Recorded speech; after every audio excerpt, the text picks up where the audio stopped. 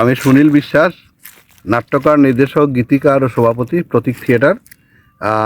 কবি ডক্টর ভূপেন হাজারিকার একটি গান আছে, একটি করি দুটি পাতা রতনপুর বাগিচায়, কোমল কোমল হাত বাড়িয়ে লক্ষ্মী আজও তুলে।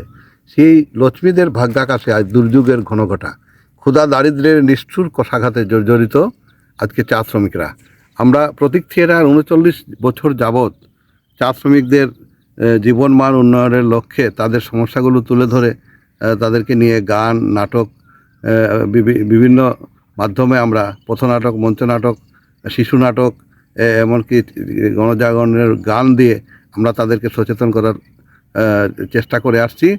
কিন্তু এখন এই বর্তমান এই 25 শতকে 2025 সালে এসে আমরা এই বিভিন্ন চা বাগানে চা শ্রমিক সহ চা শিল্প আজকে হুমকির সম্মুখীন। বিশেষ করে চা বাগানগুলোতে ঠিকমতো পরিচর্যার অভাবে গাছে ঠিকমতো পাতা দিচ্ছে না। একদিকে বিভিন্ন শ্রমিক মালিকরা ঠিকমতো তারা পাতার মূল্য পাচ্ছে না, বিধায় শ্রমিকরা ঠিক নিয়মিত মজুরি পাচ্ছেন না। স্টাফ কর্মচারীরা আজকে 6 মাস 7 মাস যাবৎ আমরা বেতন থেকে বঞ্চিত।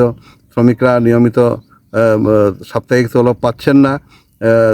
এই অবস্থায় বর্তমান এই দ্রব্যমূল্যের যে ঊর্ধ্বগতি, এই অবস্থাতে একজন শ্রমিকরা এই অল্প বেতনে 178 টাকা মজুরিতে তারা কিভাবে নিজের পেটের খোরাক যোগাবে, তাদের সন্তান সন্ততিদের লালন পালন করবে।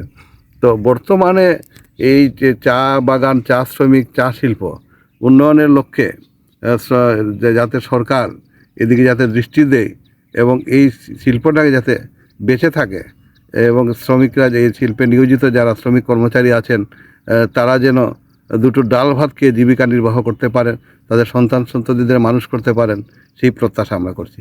ধন্যবাদ।